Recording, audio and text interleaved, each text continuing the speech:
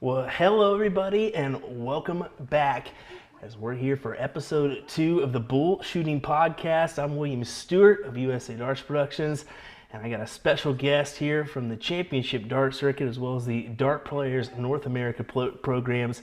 I'm honored to have him with me. It is going to be Mr. Anthony Eugenia. How you doing, Anthony?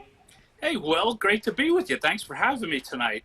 Well, I appreciate you taking some time and spinning it with us for this second episode of the BullShooting podcast. I'm excited to talk some darts with you, some My North pleasure. American darts Yeah, and some PDC darts too. absolutely. Yeah, for sure. So Well, what's up? well, yeah. Let's get started. We kind of want to start with the Dart Players North America program. Sure. I know that for a while. I think at least how long have you been in the game now? Just to kind of get a kind of glimpse at your past. Well, I mean, myself, geez, I've been involved in darts since 1978. Mm-hmm. Dart Players New York per se is this is our 12th year, but yeah, a little bit about my background. Yeah, I've been playing since I was a kid. My parents played in the 70s, when there was a big boom here in the States, and so as a little kid, I play in the house and sit behind my dad while he practiced, and that's where I fell in love with the game, and I've been smitten with it ever since. So I was only a lad of 8 then, so I played in the house for years and whatnot, and then went off on a road of my own to play and started playing in 1988, believe it or not, way back when. Played competitively in the New York area for 25 years on a lot of teams and there's some local tournaments, but mainly a league player. And then I got involved in running a league in Queens, New York, where I grew up, and that sort of started me down the road of being an organizer and a promoter. There was a need to be filled, so a buddy of mine, me and Matt Trout, we stepped in and we started the Queens League, Queens Darts Association, Queensborough Darts Association. So like I said, that was I think it was '07. So I had been playing for quite a while, and loved every aspect of the game. Big fan, a big dart geek. So I was into all the original Embassy, BDO World Championships, and that led into, of course, being a fan of the PDC stuff. So ever present in darts, and I enjoyed all of it. And I also enjoyed experiencing new parts of the city. So I was always very interested in. I would always take opportunities as I got to meet people about playing in different areas. Phil Mm-hmm. Freed brought me down to Brooklyn and got a chance to play in the Brooklyn leagues and meet those guys. Tony Roman. Yeah, I've given some shout outs here. Tony Roman, got me on a team in Manhattan and started playing in Manhattan, and then Pat Gallagher up in the Bronx. So I started playing, A division around the city and got to meet people, and I'm laying the groundwork because then eventually we get to Dart Players New York. Yeah, and Um, that's kind of took it off, didn't it? The Dart Players New York yeah, kind of. well, so sort of to set the scene. So I'm playing, A division and playing like a little, like I said, a little bit of tournaments. I didn't travel extensively to open events, ADO open events, but I was attracted to the PDC events. So I started going to Las Vegas in 2006, I believe, was the first PDC Desert Classic that I went to when they had that established in Las Vegas. And that was a week-long event, and it was a TV major that was broadcast back in England, and a component of it for the first 2 days were open qualifiers. So you could go put your money up, be in dress code, and be in the mix. In the morning, just like any PDC floor event and CDC event now, you'd be called to a board, and on that board at the time, I've got Colin Osborne and I'm trying to think what other players. I'm trying to think of the players that beat me who I got drawn against. But my floor official was Russ Bray, because what they do a lot of times, the traveling, all those the referees and the scorekeepers that you see on TV when they have these floor components. And this is back then. They would also have a little board, and they would run a couple of boards. So I really got into that PDC way of playing. Mm-hmm. For myself as a player, I really enjoyed it. it let me flourish as a player. Again, didn't really rack up a lot of W's, but I knew that when I walked away from that experience, that I had played my best, that over that best of 9 or best of 11, I really felt fulfilled. I hit a brick road as a player when I entered competitions that were 2 out of 3. I just, as a player, mentally, I couldn't hit the ground running that quick, So inevitably, I lose the first leg, panic sets in, and now I'm gripping the dart too tight, or I'm holding it too loose. I'm trying to relax, trying to concentrate, all of that stuff. And it was just always not a fun experience for me. But the PDC long format experiences were really enjoyable. So I think it was 2009. I'm leaving Las Vegas, and I had seen players from Australia, Philip Hazel and Simon Whitlock at the time, qualify for this TV event, And I just happened to notice on their shirt was a DPA patch, Dart Players Australia, and I just sort of looked into it a little bit, and this whole idea just started to merge together. Like, what are they doing there? I kind of like the name Dart Players Australia, so just flat out nicked that one, so Dart became Dart Players Australia, right? I mean, I quickly reached out. I became friends with Rob Denny, who runs Dart Players Australia, and kind of, established the fact that, Dart Players New York. And he said, lad, mate, that's perfectly fine.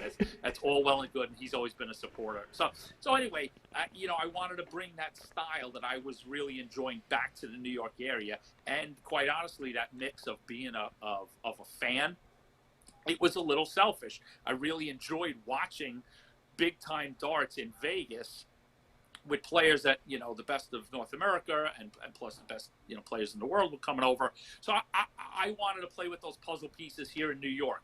At the time I wanted to get the, Jim Widmeyer and Paul Burns and Matt Malone and Jamie Donovan and Tim O'Gorman and what have you, all in one room and have them compete, and I get to watch it. It's right there in front of me, and that's where Dart Players New York was born. Out of Vegas in 2009, and took the whole year of 2010 to put it together. Spoke to venues around the New York area, got support for it. People signed on board. Spoke to the players that I knew, and kind of showed them the format and the idea. Quite honestly, it wasn't exactly a complete hit. There were players that gave me the old hey, it looks great on paper, but I don't think you'll get players to show up. I don't think you'll fill events. But I was steadfast and pig-headed in my belief that I thought this was a good thing, something that could work. And again, it was. I can't say I had a 20-year plan about it. It was more about the here and now. This is something kind of cool that I enjoyed participating in, that I'd like to see here. And so, January of 2011, it kicked off. And I was, like I said, I had a whole slate of events that year, and 6 different venues around the city, and a grand finals planned out. And what really paid off for me was that groundwork that I explained, that I had name, and maybe not name, but I had face recognition in places like Brooklyn and Queens and Manhattan and up in the Bronx, that I had played a little bit in all of these places. So when it was time to launch something like this, I thought it would, I had a good chance of grabbing the 4 players from here and the 4 players from there, and building a good base of it. And that's essentially what happened. I had a core of good players. The top players signed on pretty quickly. And, as I explained to new tours as they've come about, one of my biggest pieces of advice is that you have to finish that first year. You have to get things completed. And in that first, when you get your grand finals done, then you'll have players in the area that didn't really see the vision or didn't get it. The light bulb will go off. And we really did it up in the first year. We actually had John Lowe come in and do an exhibition at the Irish Rover in New York. So So the first DPNY Grand Finals not only had 16 players with Colin Cosell as an MC, and we had music for walk-ons, but the night we capped off with John Lowe there to do an exhibition. So it was one of those things where that really ignited everything.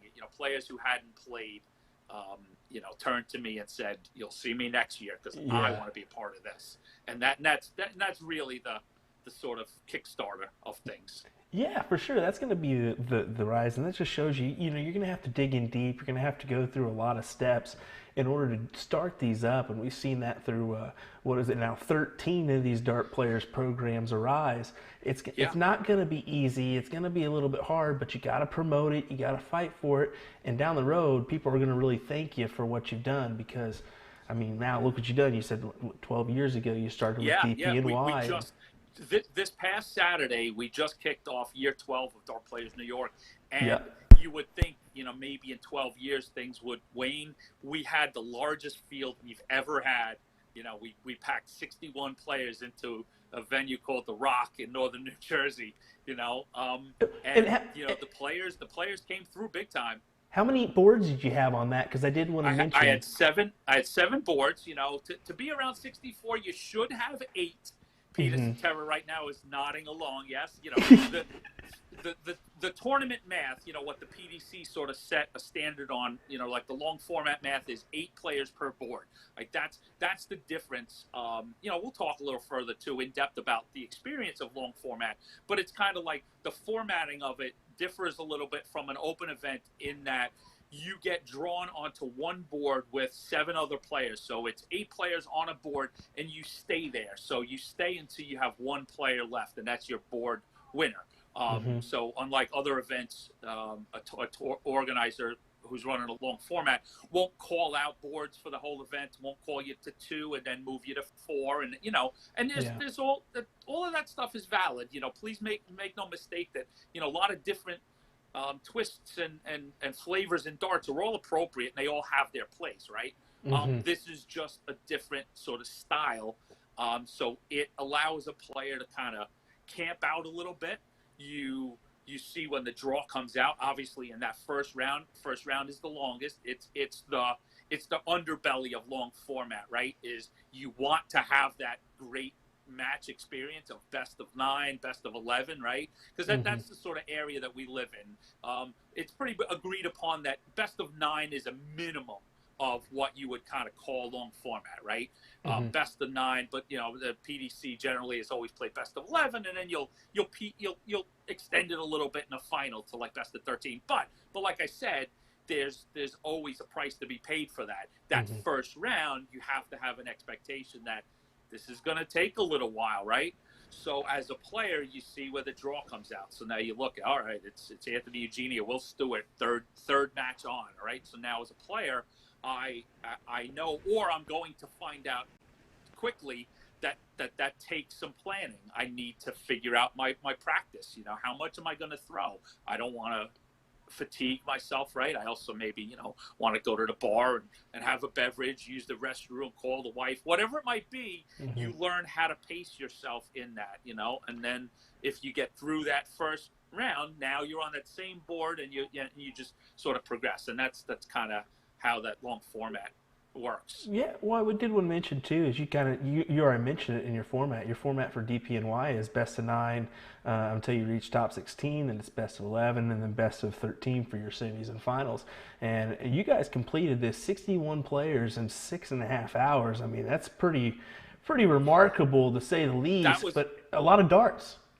That was lots of darts, and like I said, that was I felt compelled at the end of the event to do a little Facebook video because I wanted to thank the players because I did walk in with a plan.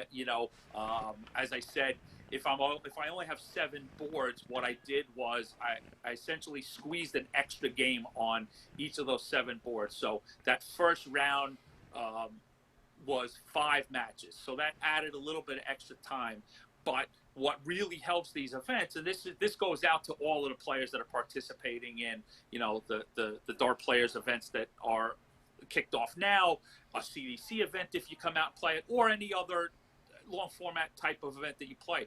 it really is incumbent on you to help the event run quickly. Just like I talked about, you look at that bracket and look at that schedule and know where you're supposed to be and when you're supposed to be there, right? So if like I said, the example is you and I are up there on the third. So during that second match on that board, I'm going to keep an eye on it. It's my job to know, how far along they are. The match in front of us is, 4-1 already, and it's a first 5. So it's a good chance we may be up there pretty soon. So it's not a case of, oh, I'm up. Oh, okay. Wait a minute. I'll be right back. I'm going to have a smoke. And all right, let me get two beers for the match. Not if you're in a CDC, of course. It's water only while you're playing. But you get the thing, right?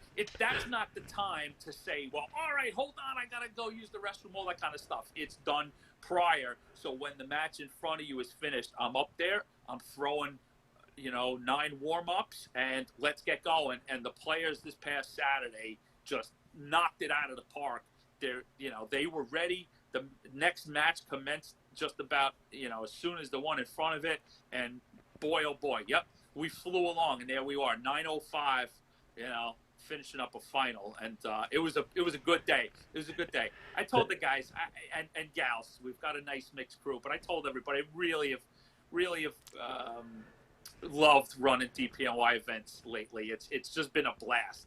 Well, big shout out to, is it Rich Ensmenger? Rich Ensmenger. Ensmenger. Yeah, Rich Ensmenger. Big, Northern New Jersey player. Probably hasn't played as much DPNY as he should, but when he shows up, he does well. This is his second title. He won another one, at least 4 years ago. He won the pairs with Jim Widmeyer. So definitely a capable player. And he came through a pretty gnarly field, with two-time champion Connor Martin. He's gonna give me a dig for that one. Ryan Vanderwhite, a player who's won 10 events on his own. Joey Lenar, just to name a few. We've got good players that come down from Connecticut, like Michael Bowers and Chris Smith. And so a lot of talent in those rooms. So it was a big day. Certainly, and you talk about another event that happened, DP New England happened as well, with Aaron Wrench coming out on top in that one. So a little shout out to Aaron on that one, coming out on top for that. Absolutely, and he was excited. I saw him post that to team. This is where you want to build these things. Where I actually had a big player from Connecticut. I won't call him out for it, but he said a nice thing. He showed me because I don't want him to get in trouble because any trophies in the past that he hasn't kept. But he showed me the little, the DPNY trophy that we hand out, and he picked one up a couple of years ago, and he said, Anthony, this is one of the only ones I've kept. This is on my mantle, because this is a tough room, and this is a real accomplishment. So, I know all of the dart players, organizers feel the same way. Like we're trying to build this thing where it's a real accomplishment for people to come through these tough rooms, and to put a DPNE or Dart Players Chicago title or Dart Players Los Angeles, on their resume. It's that's the goal, is you want to make it a really an achievement for a player to be extremely proud of. Well, it gives them that platform too and I'm sure that's kind of one of the goals, is give them the platform to take that next step, and you're achieving that with the championship dart circuit as the next step to kind of go on from the dart players scene around you and go to kind of that North American / scene where you're playing Canadians, you're playing US, kind of that kind of territory, and we'll kind of get into that a little bit. That came over time. That I don't want to take credit when it's not due, as if I sat and had this monstrous plan, and like I said, it was more about the here and now.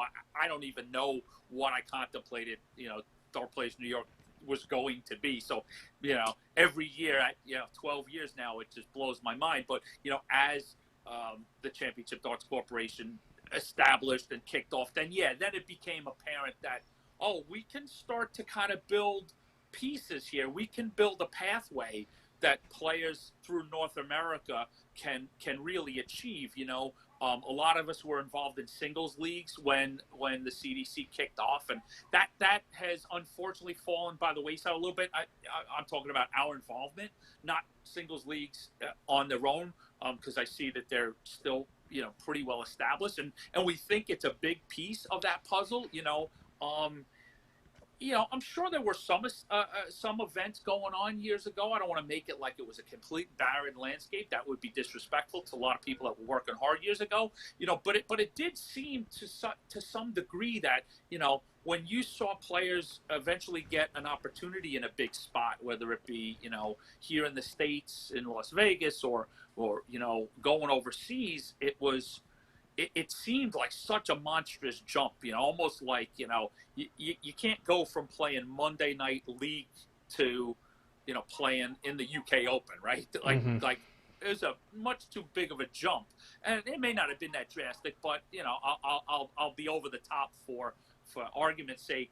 So over time, as we established things, or as things started to fall into place, it became, there's a pathway. So if you're a player and you're playing, you're in your local, A division, Super A, state Super A, whatever it might be, and you really get jazzed up at that singles round each week, which I know, a lot of players, I know I did as a player, I wanted to be in that team atmosphere, but I also, a lot of my night was determined on how I did in those couple of legs when I got a chance to play singles, So singles league for me when I was a player was a no-brainer. I jumped right at it. So as a player, you can, you start playing singles leagues, you add it to your team night and you get more long singles play, because most of the, if you're going to come out for a singles league, it's going to be worth your while. You're going to play, best of 21, 31, best of 5 sets, all kinds of good stuff. But, and then the next obvious progression is, if you're lucky enough in your area to have a dart players type tour, right? You start to then, all right, where am I? How do I fare against the other players in my region? What kind of chops do I have? And then, just as you laid out, then obviously the next logical step is, well, let's give a try to the CDC, circuit. Let's try and get a tour card. Let's see where that goes. And, and we've been blessed now last couple of years, CDC leads to opportunities on truly the biggest stage. So it's the paving stones are being built there to go from playing league to alley-pally. Yeah, they certainly are. It's the rise and the call for more long format matches. I mean, we're seeing it with the rise of with all these ADO tournaments.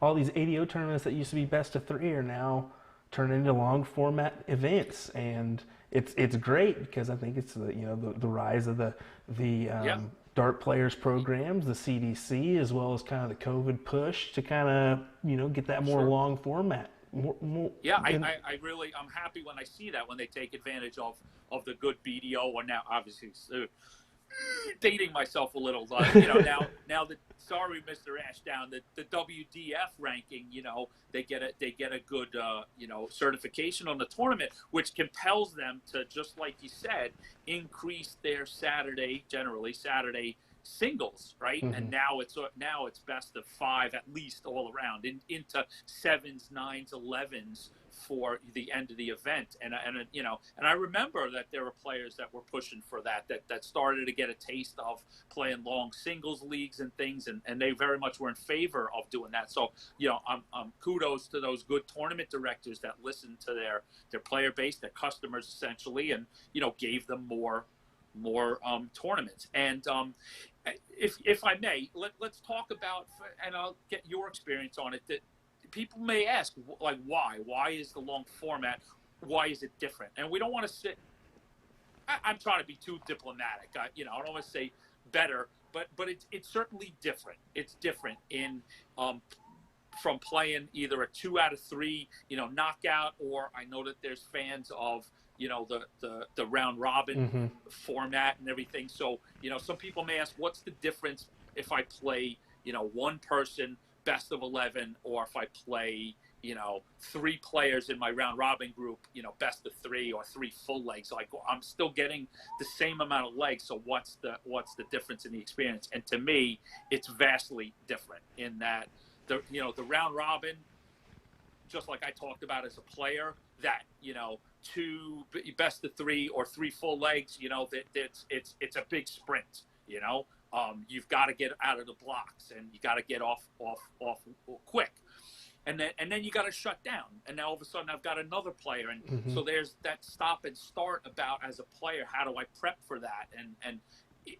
So again, it's just a different experience. So, for myself, I'm now been a proponent of the long format experience. So in that, when I'm playing Will now, and if we're going to play best of 9 or best of 11,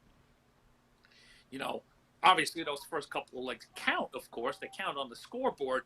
But, there's a lot inside of that game. There's a lot. There's going to be a lot of ebb and flow in that game, Well, we're going to make Will the star of this match. So, so Anthony might, shoot out to, Anthony's up 2-1 or 3-0, but Will knows, obviously with experience, maybe not the first time out, but hey, he's got to get to 5. He's got to get to 6. Like, this is far from over. Even at 3-0, he's only halfway there.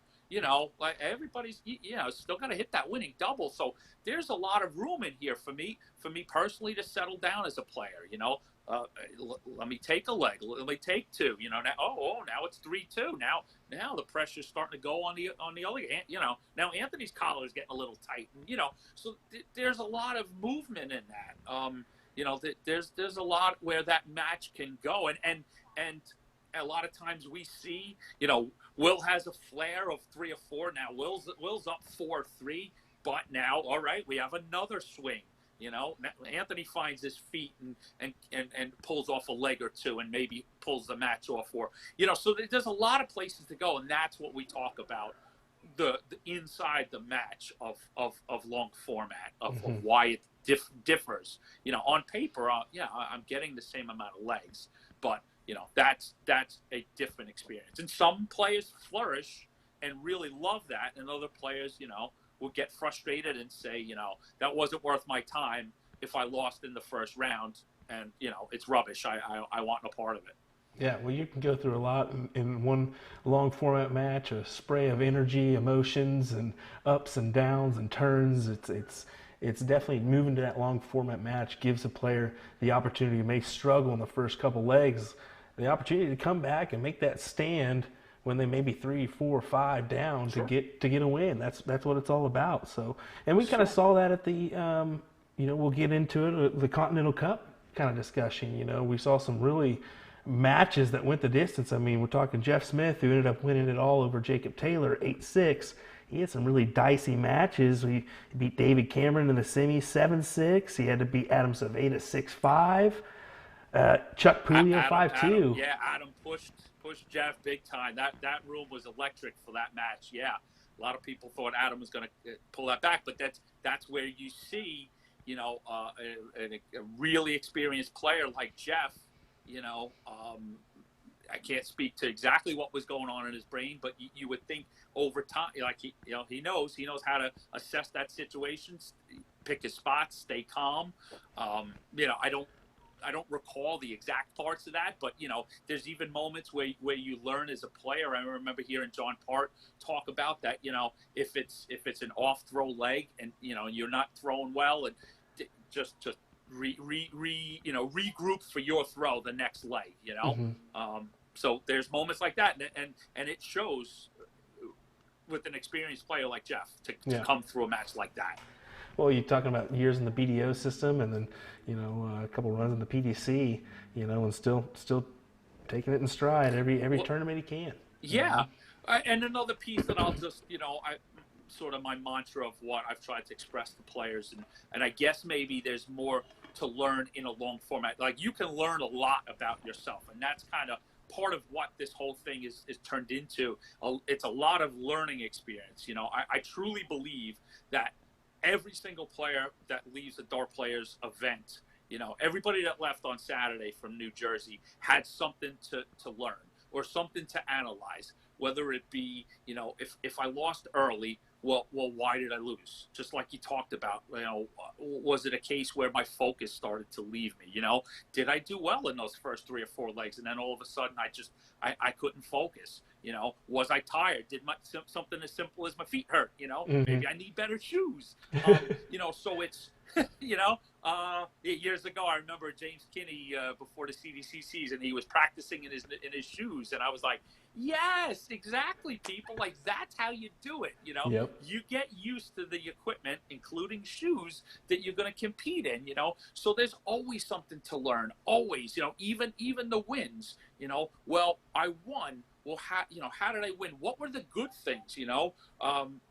In sports, any sport, it's all about replication, replicating the good things, right? So what did I do right, and how can I replicate that? Because we all know too well, Will, right, how fickle this game can be. Though the darts are flying straight and true, and 1 minute, and then the next, like, I can't hit nothing but fives. So what's going on? Yep, I feel you on that one. I definitely feel you on that one. Well, with the big win at the Continental Cup, Jeff Smith earned a spot at the U.S. Masters. We'll kind of talk about that here in just a little bit, but I kind of wanted to mention a few things and put up a couple slides for people that are kind of looking for their opportunity to go to Q School and earn a CDC Tour card. I think we've had 8 people already earn a tour card through these qualifiers. I'm going to put up this real quick. Some pretty good opportunities here. Some big tournaments coming up, as well as this weekend, Syracuse Open and the Camellia Classic. Yeah. Really good opportunities. We just had just to update you. We just we had shoot for the moon last week, so that actually brought us up to 12.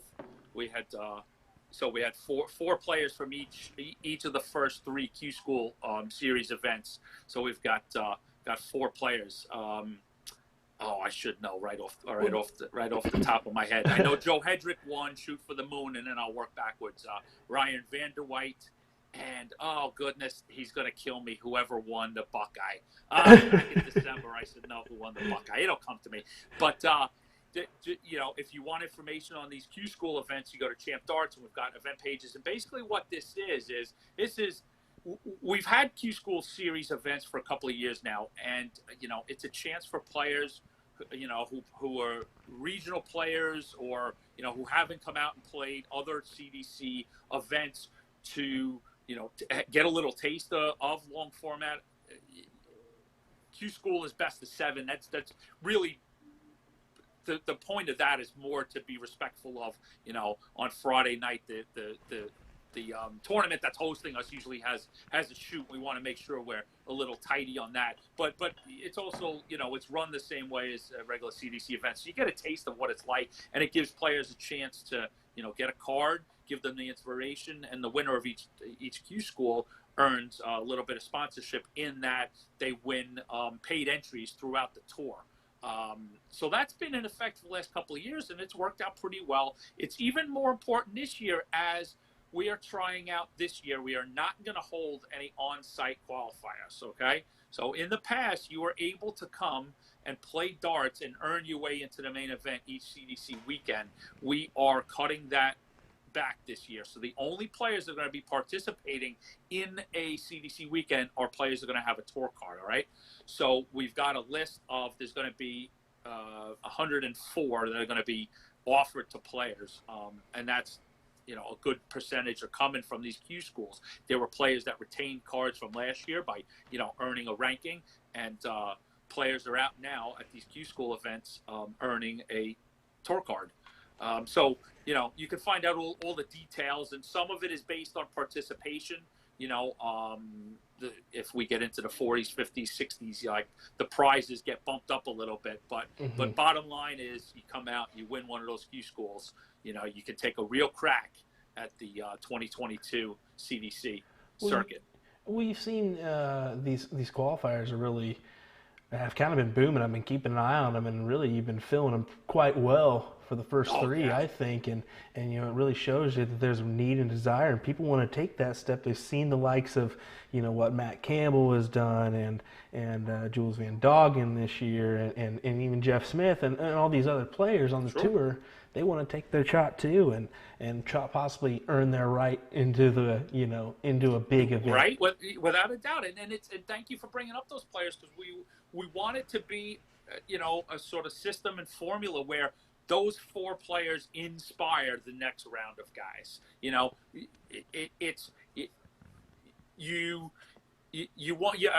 don't want to lose players in terms of players become a professional and consider moving full-time to England and so on and so forth, but you want it to be a place of growth and maturity, right? You want to see people go and achieve, and we're never going to see one of those 4 players or future players go win a world championship unless they get their PDC professional card and they go hit the circuit and all of that stuff, so that only should inspire players in the next waves of CDC competitions to, like you said, be the next Jeff Smith, be the next Danny Baggage, go break down doors and, lead this continent, by your play. Yeah, for sure. And I think that's a big thing to say. And, we'll go ahead and get into the main tour now for 2022 for the CDC. I want to make sure to flash that up here. There's, once again, numerous opportunities for USA citizens as well as Canadian citizens to kind of take their stab at this tour. 2 events each. We're seeing that split once again this year, it looks like. Well, split locations, but no, our goal is to go in as a unified tour. So, on paper, this will be 4 events, and these are, we've put some of this out, but expect some new stuff coming out from us. We're working hard behind the scenes to, finalize some venues and stuff. So expect a lot of these corners to be rounded out by the end of February in terms of, where these events are going to be, what the youth tours look like. We've got a new summer series thing that's going to come out. So a lot of good stuff. But yeah, Will, what you're looking at in front of you, that's the plan, and the hope is a unified tour. So, we hope to get back to those great, crossover matches where you get to see Jim Long play Chuck Pulio and, Larry Butler plays, Matt Campbell and Ross Snook plays, players from the U.S. So we get everybody on site. So the plan is 4 unified weekends. You can see them there, May, June, August, and September, with the Continental Cup being in October. And then we've sort of reserved an extra weekend in November in the case that we get some, COVID or travel problems and we need to, shuffle things around. But, we have to proceed as if things are going to go to plan, so those first 4 weekends with Continental Cup. And like I said, each weekend is going to be just tour card holders. So what we're going to do is we're going to add an event. So you'll have 4 weekends, 3 events each weekend, and that's going to give you the 12 events that we've had the last couple of years. The players won't lose any events, but they'll lose weekends, which we hope for right now will be a good thing. That'll help travel, all of that sort of stuff, right? That is a big thing, helping with the travel. And I'm glad that you guys at least put some dates out. Yes, you don't have the location per se, but at least gives people the opportunity to say, all right, here's my dates this year. I need to mark this one off. I need to mark this one off because I'm planning on being at this location, wherever it may be. And that's very important. That's very important so people can kind of plan out their schedule. So I'm glad that you guys did that, and, keep an eye on, there's a couple other events I think you guys run, like a match play and stuff like that. That'll kind of come down the road. I said, Eugenia is flapping his mouth, and Will's got a great lineup for you folks out there. He sent me a great showrunner, and it's like I just burned through 45 minutes of yapping my gums. Hey, at least we're having fun. That's what it counts. But I'm enjoying myself. Yes, Will. So you got me for let's keep chugging along as long as if you've got some left in the tank, so far. We'll rush through it a little bit here. So you got a question from Jeremy Bryan, who asked for the U.S. Masters. He wanted to know how players can qualify, and if that information is out yet, kind of let us know if you can. Put me on the hot seat. It's not out yet. It's the PDC's event proper, right? So they'll have an announcement. I would hazard a guess it's probably going to be pretty soon. I do believe there will be a small component in it for players to have an opportunity to, earn a spot. Um, Without giving too much away, I will say what I want to convey. This has been my own personal take on things that I try and convey to people. Uh, this is what North America needs to start to change their mindset a little bit about what the PDC is going to start to want to bring to this continent is spectator events. So start to get yourself in the mind that these are spectator events, right? This is a chance in New York City to see, not just the best players in the world in terms of what the PDC side is, but you're going to get a chance to see the best that North America has to offer, right? And some players that, you may never, or you may not often get to see on a PDC stage, especially in person, right? Obviously, we all get hyped up when we get a chance to see, just like you said, those 4 players and some players in the past, whenever they're on a PDC stage, everybody's up early, we're all watching the feed, but this is a chance for you to be in person and watch, some players that you may really be a big fan of, and just, support the continent in general, be there in the room for, a walk on and watch that buzz. And then, of course, like I said, you get to, you're going to see, names like Peter Wright and Michael Van Gerwen, and I would assume, maybe Gerwin Price and stuff. This is, unless the PDC starts adding World Series events, this is once a year that these players are here. And to me, it's a no-brainer. It's a must-see, in my opinion. But overall, the PDC backs up the CDC in a lot of opportunities, as you and I talked about, of chances to legitimately play your way onto a PDC stage, right? But these things are, from a PDC perspective, spectator events as they grow and evolve. So just put that in your mind, But there'll be some announcements coming out on some things, and we'll get things squared away.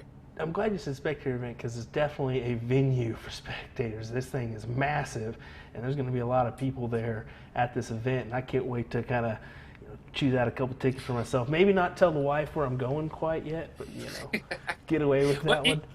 It really is going to be something special for the entire sport of darts, for the entire darting community to have an event in the Madison Square Garden building. It's downstairs in a place called the Hulu Theater. So it's a smaller theater that's attached to Madison Square Garden proper, but this is a famous place. It used to be called the Felt Forum, and Ali fought there, Tyson fought there, and the Doors were on stage when I was being born in 1970 doing a concert. So there's lots of famous stuff that's gone on on that very stage, and in that building is, it's the world, it's called the world's most famous arena. So to me, that it's really gonna, reverberate when there's players, dart players on stage at Madison Square Garden. I mean, that's the stuff that makes, the big news wires and news stations pay attention. That's what we need. That's what we need to make the game grow. Right? What is high tide, lifts all boats, right? Yep, you're darn right. Well, let's go ahead and discuss a couple other things before we head on out of here. I did want to discuss Robert Thornton getting a big win in the first ever World Seniors Championship. Big win over Mr. Martin Adams. Martin pulling out some impressive play there himself, some big checkouts, and how about a little shout out to Larry Butler, who played pretty well as well. That first round, he was on fire. Fizzled out a little bit, but still it was great to see Larry on the big stage. Absolutely, yeah. Watching that first match, I said, man, leave it up to Larry to go there and upset the apple cart. Just to take home the trophy. I know Larry. Larry believed he should have been an early invite, and I don't disagree with that. And then Larry got in a little later as some spots opened up, but absolutely deserving, and his play showed it. And quite honestly, I believe he owes Adams one, and I was hoping he was going to give it to him in that what was that eventually the second round. Yeah, second round. So little disappointed in that, but good showing by Larry, and I know he had an absolute blast. His wife Sharon went with them, and it was good to see them take a moment and just sort of take it as, take the whole environment in, and take all the players that were there, and really enjoy the moment. And as you talked about Robert Thornton, a massive win for him, and I was really pumped up for this event. It really, I'm an old school dart geek, so I was geeked out to see some of the older players. Quite honestly, I was there for Taylor and Lowe, and even to see potential matchups like we got with Painter and Taylor, and I'm trying to think who else. I was really looking forward to seeing John Lowe on stage, and the event turned out pretty good, a big win for Thornton.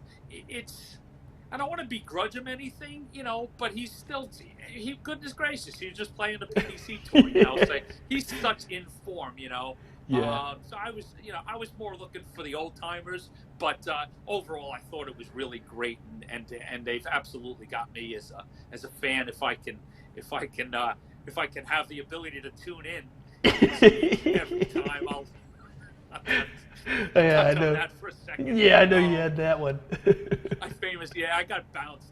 I don't know what they were picking up. I'm in my kitchen, and then I'm in my living room, and all of a sudden I get this notice right before Larry's playing Martin Adams that, your account has been deactivated. Oh, goodness. Are you kidding me? Come on, man. No, it was great, and I think you're going to see Phil Taylor kind of pick up his pace. I think he may be doing a little bit more practice from the looks of it. Yeah, I was just listening to Wayne Mardell talk this week, and he said it. Phil got exposed a little bit. I think Phil walked into it. Hey, in all fairness, the guys won 16 world championships, right? Yep. So hey, how make or break is this seniors thing? Yeah. Not so much. And he knew too, though, that that was driving ticket sales. If Phil Taylor was going to play, people were going to buy tickets and they were going to buy subscriptions, right?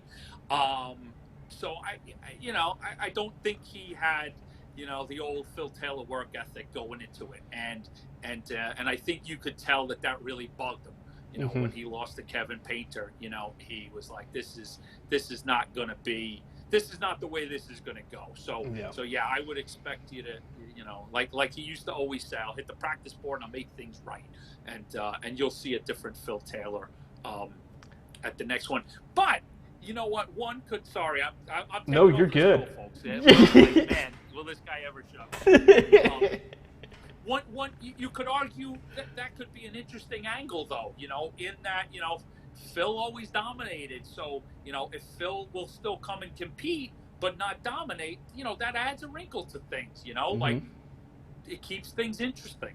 Yeah, it definitely does, and I think Phil's going to definitely be hitting a couple months worth of practice. I think he's going to come in form for the events to come, because there's a full slate of 2022 events for this senior tour, and I'm kind of excited for it. But moving on to the PDC floor events, we'll go quickly through the Players' Championship winners. Luke Humphreys getting his first senior title with an 8-4 win over Ryan Searle in the first event of the year. Peter Wright pulling out over Gerwin Price in Players' Championship number 2. And Players' Championship number 3 and 4, Joe Cohen winning both of those. The rock star, yeah. Big certainly, wins. Justifying his, not that he didn't justify it with a Masters win, but an exclamation point, I should say, on his selection for the Premier League. Like, just everything is going right for Joe Cullen right now. Yep, and I think he's going to be rolling and going to set for a good 2022. We'll see how it goes. But some mentionables for our 4 boys over there from North America, because there's some good mentionables here, I got to say that. Everybody's on the board with some pounds now, 750 for 3 of our guys. 1,500 pounds for Mr. Jeff Smith. So Jeff coming through with a couple first-round wins over David Evans and Vincent Van Den Voort. And then, of course, had a couple tough draws. He lost to Peter Wright in the second round. Of course, that's a tough draw. And then you got James Wade as well. That's a little tough one. Moving on to, he's also got an 88.87 average overall. I did want to kind of mention that. For Danny Baggish, listen to this, because this is just something that it's crazy. He does got one win, but his 4 losses are Dimitri Vandenberg, 12th ranked player, MVG, 8th seeded player, Daryl Gurney, 22 on the rankings, and then Christopher Tysky, 15th on the ranking list. So it looks like another book of tough draws, just like 2021 for Danny. Baggage says, nobody told me this was going to be easy. Exactly. He's still rolling. You know, like, this is welcome to the pro circuit, you know? Yeah. I mean, it's nice to get a break once in a while, I'm sure, but it's a heavy lift. It is. It's a heavy lift, man. He's putting in some good legs. I mean, he had an 11-2 to Dimitri, but he had an 11-3 to MVG, 11-4 to Daryl Gurney. It's just with a 90.06 average, it's just, what can you do but pick it up a couple notches and hope to take a couple legs. Danny tries to keep a perspective on it. You Yeah. know, he's always active on social media. He's, you know, if the games were there and the numbers were good and it felt good out of my hand, like, I'm just gonna keep plugging away and just wait for that break. And then, you know, just like we all probably anticipated, when it breaks, the dam is going to break big time. Yeah. Well, he did get a big win though over Sean Wilkinson and Ricky Evans to book his place in the Euro Tour, the first ever U.S. person to do that. So that's definitely a big win for him. And congrats to the Gambler. Yep, going to be in a European Tour event. Yeah. And, you know, all of those boys, along with Danny Lauby, will be in the UK Open. That's exciting. And then you got, you know, Matt Campbell. He's got 750 pounds on the Order of Merit, 91.48 average, and how about a 9-darter on Damon Henna? So big congrats to you, Matt Another Campbell. Phenomenal piece of the puzzle. You know, it's just another thing that, you know, our North American guys are just putting on the resume, just slowly building those things where, you know, it's no longer a surprise. It's no longer uncommon. That's where you want to get, right? Is that, you know, it's no longer a big shock when something like that happens. So keep it up, boys. Yeah, there we go. And last but not least, Mr. Jules Van Doggen got his first win of his PDC Tour career over Martin Schindler, but he did have a couple cup draws. Too. Yeah, that was great to see that it was on film. But man, did have a couple cup draws. He had to play Luke Humphreys after his win in the first Players' Championship. He played in the Players' Championship number 2, and then he lost to Connor Scott, who actually finished in the semis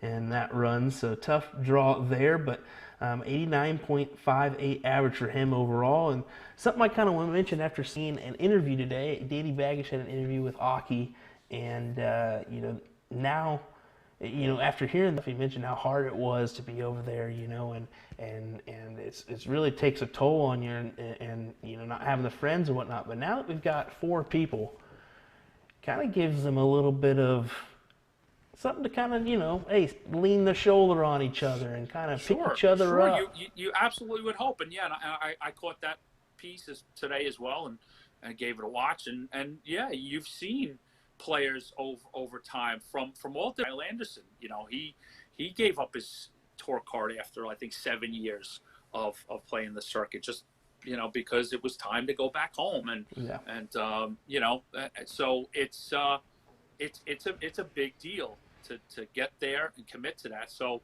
it's a good point that you bring up. Let's hope that some guidance can be given. You know, Smith and Baggish can take what they've learned and help out Campbell and Van Dongen. And good to see a familiar face, right? Always good to hear a familiar voice. Exactly. It certainly is. Well, before we go any further, I want to give a big shout out to AZDdarts.com. You can go get the shot Claymore right now. It's their February dart of the month. Go to AZDdarts.com and grab a set of those amazing, stunning barrels there. We love shot. And we love AZDdarts.com. Love it.